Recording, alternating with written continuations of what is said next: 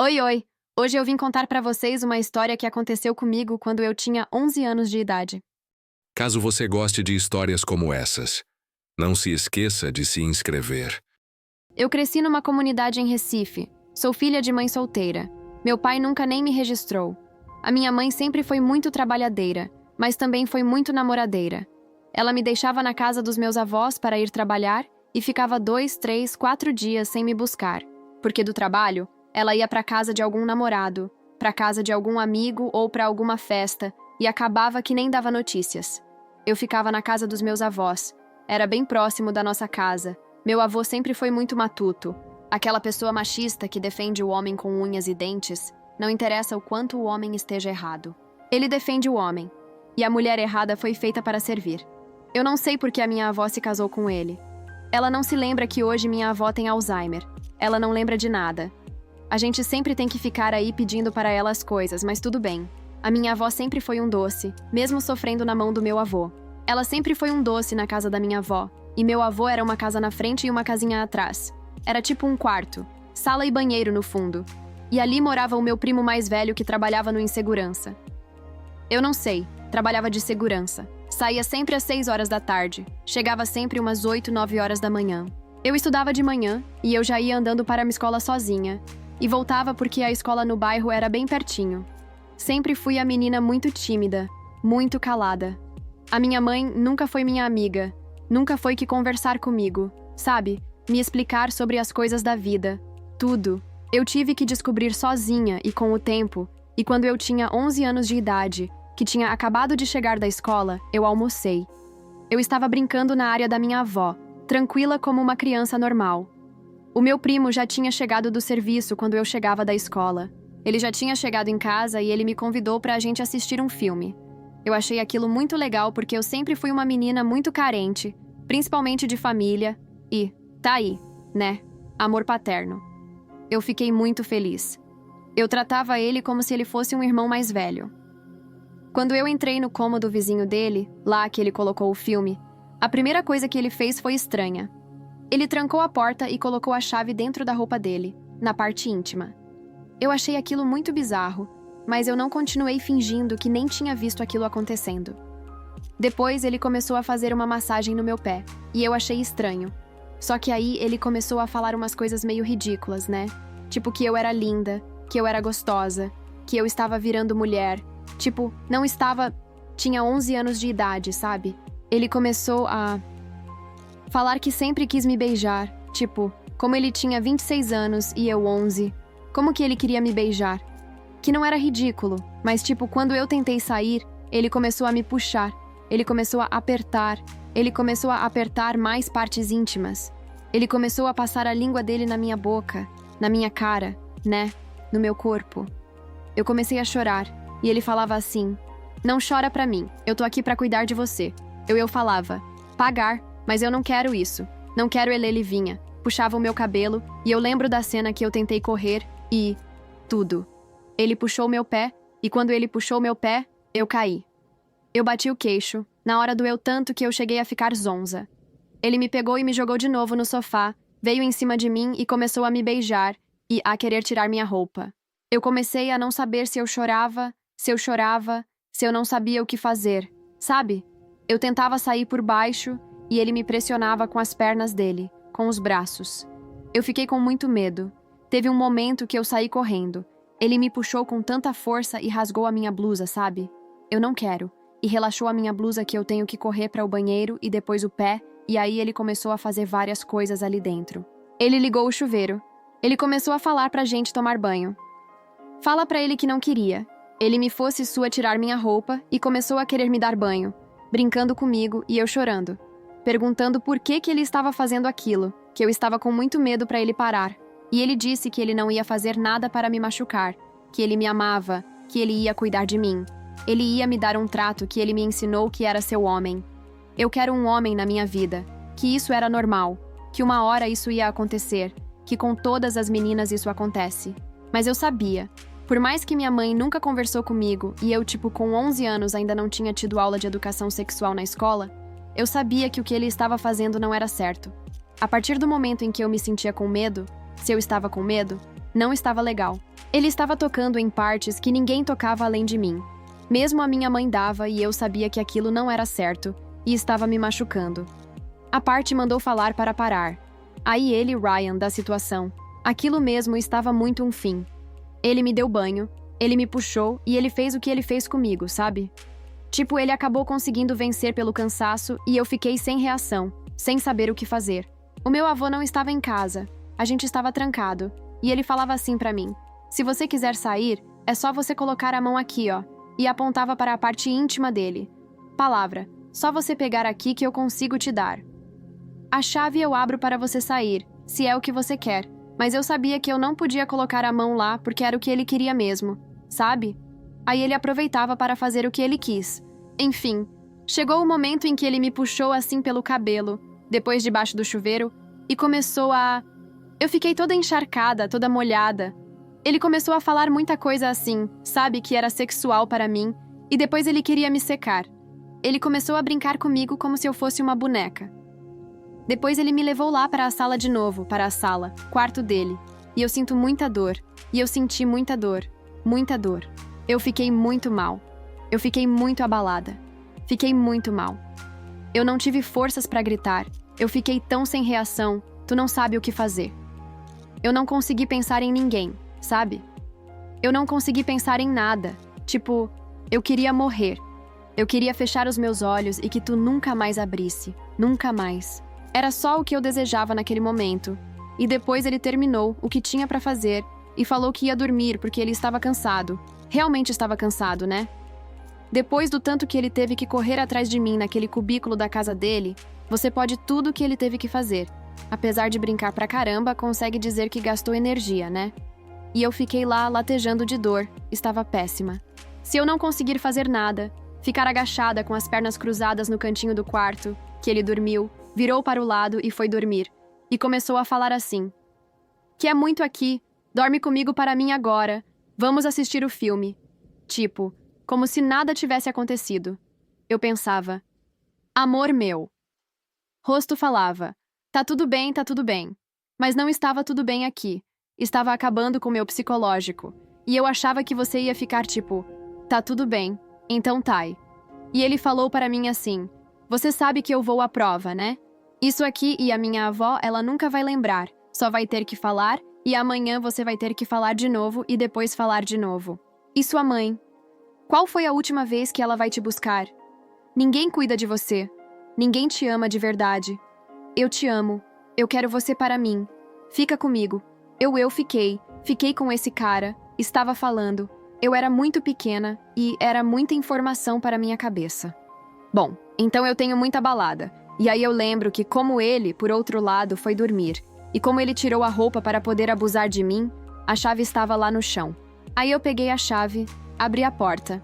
A minha vozinha, tadinha, estava lá no quarto dela de boa, assistindo a novela dela, e esse tipo de coisa não sabia o que fazer.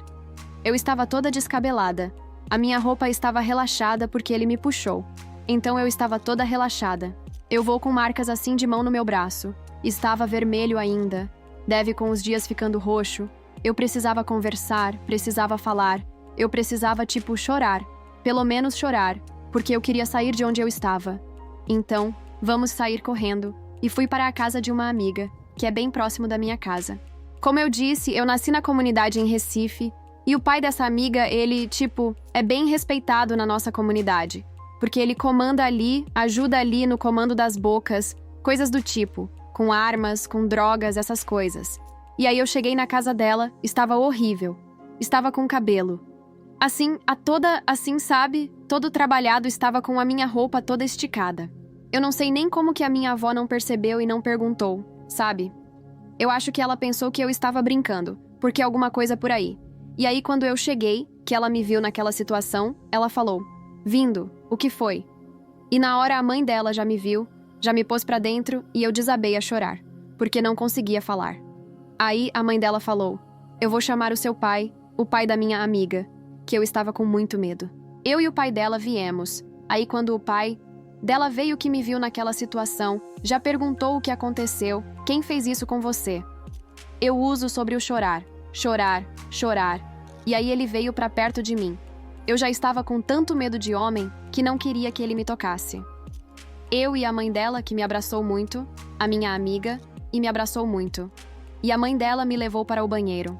Ah, e quando eu tirei minha roupa, quando vi que tinha saído, que tinha sim, que eu estava machucada, que não estava, né, que tinham abusado de mim, só que nunca imaginava que tinha sido o meu primo mais velho.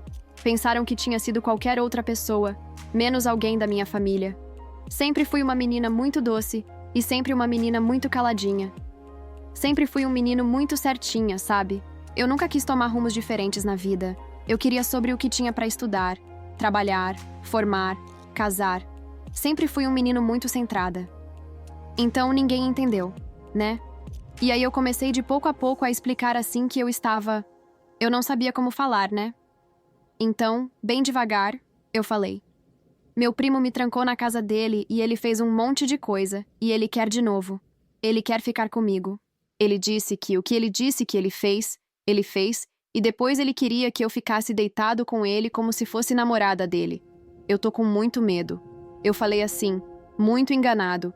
Daí o pai dela falou, fica aqui, fica calma, toma um banho e fica aqui. Eu tomei um banho, a minha amiga me emprestou uma roupa, e elas ficaram abraçadas comigo. Me falaram muitas palavras de prosperidade de Hamburgo. Claro que eu sou linda, que me amam, que não é culpa minha, que isso é ser resolvido, que ele não ia me trocar mais, que eles iam resolver isso, que eu era forte, sabe? Falaram várias coisas para tentar amenizar o meu psicológico, que estava muito abalado. Eu estava com medo de tudo, eu comecei a dar tipo síndrome do pânico, sabe? E aí foi nesse momento que o café, Cauane, a Cauane e o dormir. Eu lembro que eu acordei gritando, não acordei depois, e é que eles foram atrás de mim e falaram, o que foi? Calma, calma, você tá aqui, você tá bem, não vamos fazer mal. Tipo, e com muito medo, e quando eu acordei, o pai dela fosse, você tá mais calma, e eu falei que sim.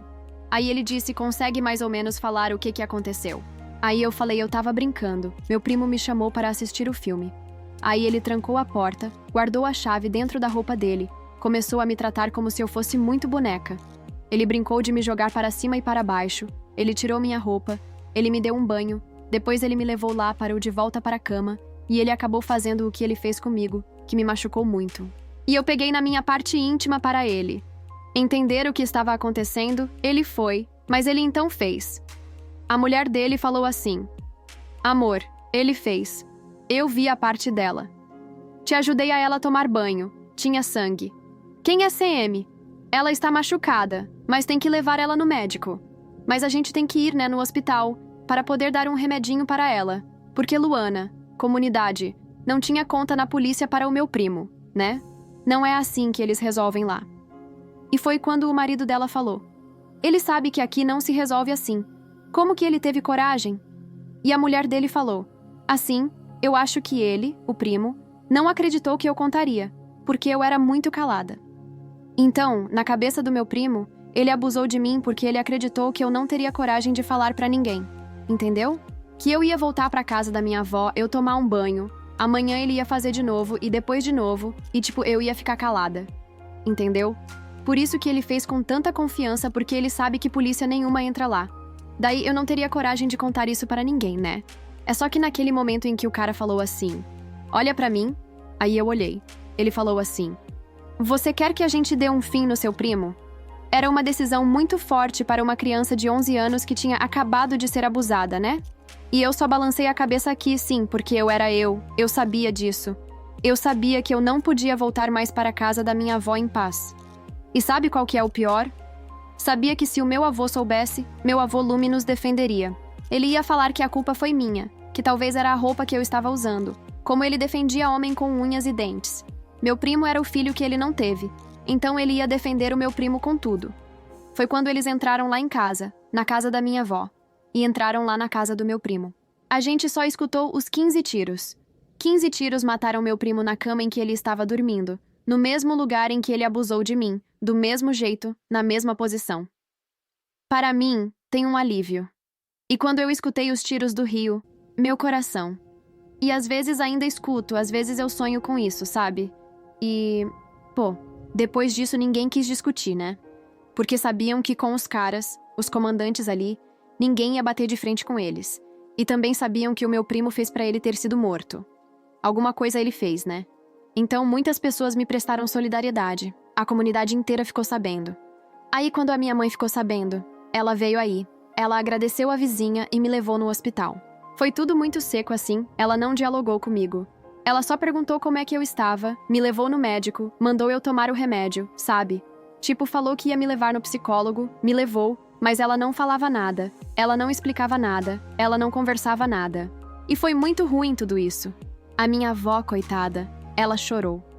Mas sabia que o meu primo tinha morrido, e por mais que a gente explicasse pra ela porque ela não lembrava, então a gente preferiu nem contar, sabe o que aconteceu. Já o meu avô ficou muito magoado comigo. Ele ficou muito chateado comigo. Na cabeça dele, a gente podia ter resolvido de outro jeito, mas eu sei que ele resolveria de outro jeito. Eu conhecia ainda ele, eu era uma criança, mas eu sabia que ele não ia conseguir resolver o meu problema. Ele ia passar pano para o meu primo. Foi muito melhor, viu? O Clipe ter morrido porque me livrou de muita coisa. Eu agradeço muito, muito, muito aos caras da comunidade que me defenderam, que foram meu pai ali naquele momento, sabe, porque eu nunca tive.